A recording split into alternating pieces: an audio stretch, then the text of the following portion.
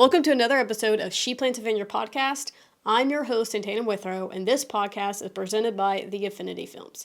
Today, I'm going to be talking about something a little bit different than I normally do, but I think it's important to talk about.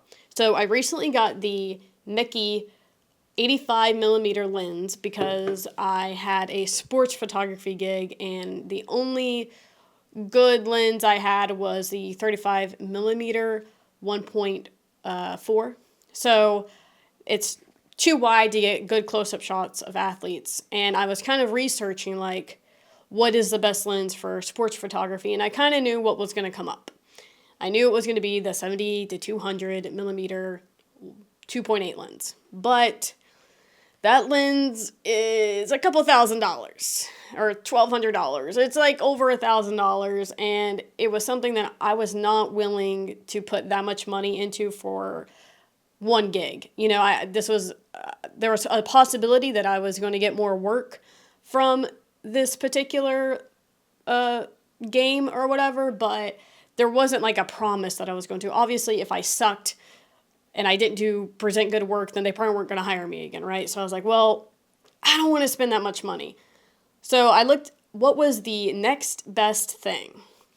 And I found the 85mm Mickey lens, and I hope I'm pronouncing that correctly. I did research how to pronounce it, and I think I'm doing it correctly, but if I'm not, you can leave me some hate comments in the comment section. But everything that I looked up, though, was like, you can't use a prime lens. And for those of you who don't know, who just listen to my podcast for like business, or you're my friend or whatever, and you're listening, a 85mm is a prime, what they call a prime lens, which means it stays at 85mm, right? But a zoom lens, it's more versatile, right? You can go from 70mm to all the way to 200mm. And if you have a 200mm lens, then you can reach further. So that's why they recommend it, is, to buy that lens, because you have so much versatility with it. But like I said, I didn't want to spend that much money, so I got this lens instead. And I was super nervous. That lens is like I said, $1,200-$1,500, I think.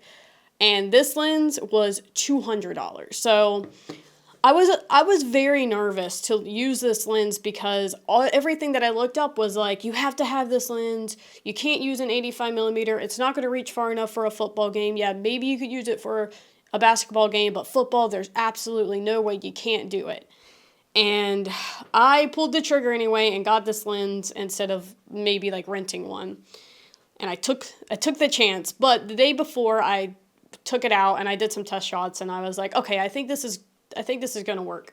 So I get to the football game and I'm taking my shots, and I'm like, okay, this is like working pretty good. The one downside of this lens is trying to get the quarterback. I do feel like I needed a little bit more reach to get some better pictures of the quarterback, because he is basically getting like attacked, right? Like people are just coming towards him. That's like their goal, is to sack the quarterback. So there was a lot of bodies, and it was hard to get the quarterback isolated to, get some good portrait pictures of the quarterback.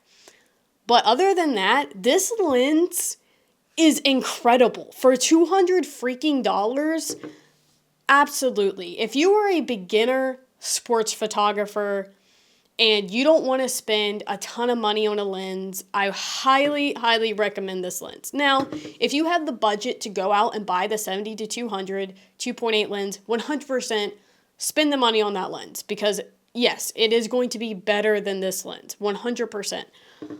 But that doesn't mean this lens can't do the job. And it more than did the job. I got some, in my opinion, and I think in other people's opinions, I got some fantastic shots with that lens. And it worked perfectly for what I needed.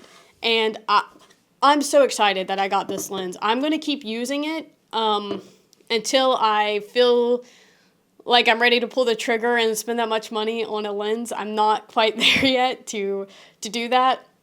I'm pretty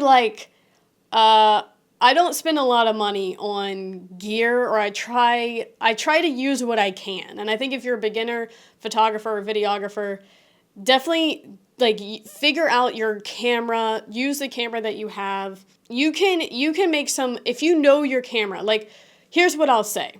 When I was using this lens, there's a couple things that I did to make sure that it was going to work correctly. Number one, I did some test shots, right? The day before, I took it out and I took some far away shots. I took some close-up shots. I said, okay, is this going to work? How good is the crop going to be if I do have to crop something?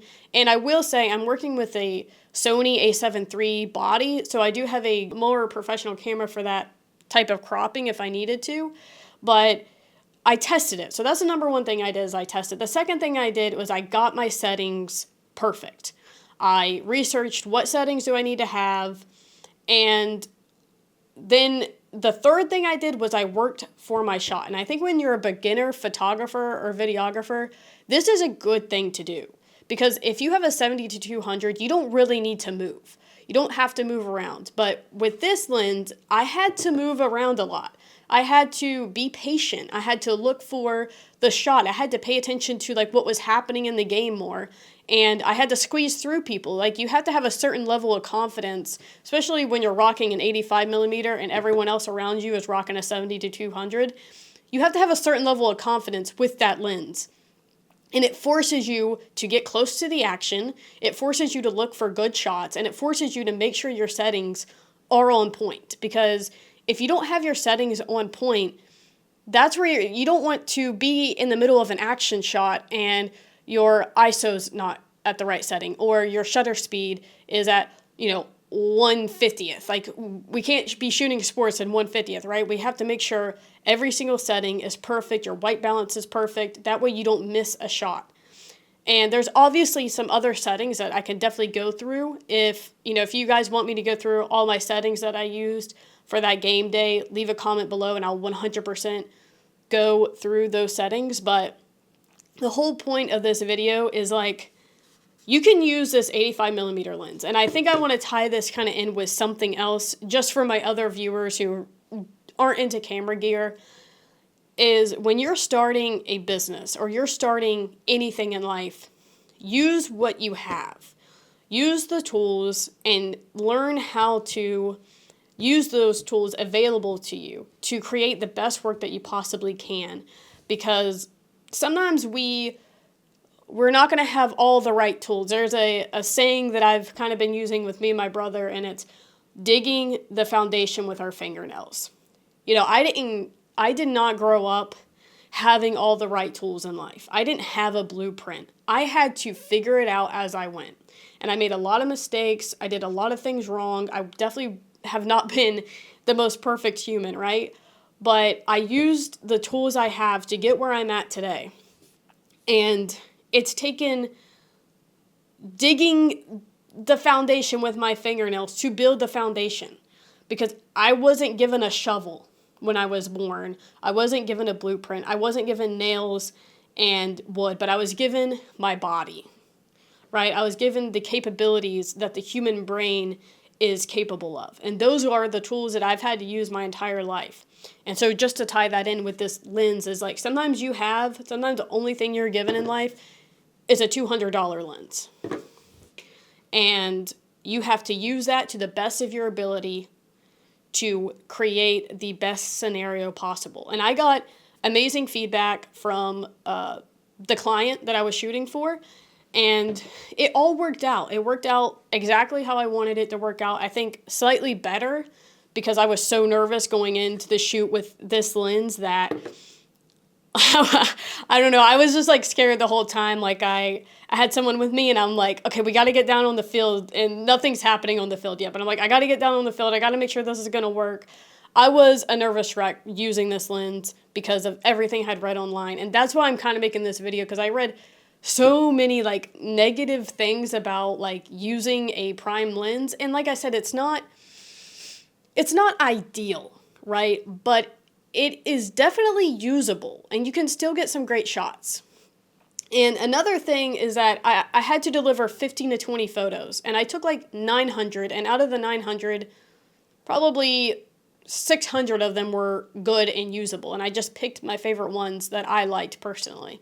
So, depending also on your shoot, if you had to do a huge shoot and you had to deliver 100 photos, you might want to look at the 70 to 200, but if you're if you're a beginner and you're just practicing, or you don't have to deliver 100 photos, you're just delivering 20 to 30 photos, this lens 100%, you can use it, and it's absolutely fantastic. Basically, if you're a beginner photographer or you're a beginner videographer, definitely check out this lens. I'll leave a link in the comments below. I'm not getting any money for promoting this lens at all. I just wanted to share with other beginning photographers and videographers, and also tie it in with something that I think is just a general life lesson. Use the tools you have, and don't be limited by what you think you need.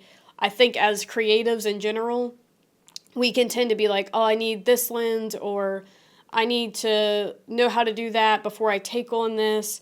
And we kind of go into this perfectionist mode of, we need everything perfect, we need the lighting perfect, we need the sound perfect, and all those things are, of course, it is something that you aspire to be.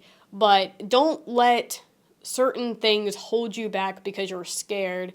And like I said, I was a nervous wreck going onto that field with this lens, thinking that it wasn't going to work, but it worked out, and very happy with the work that I was able to produce with it.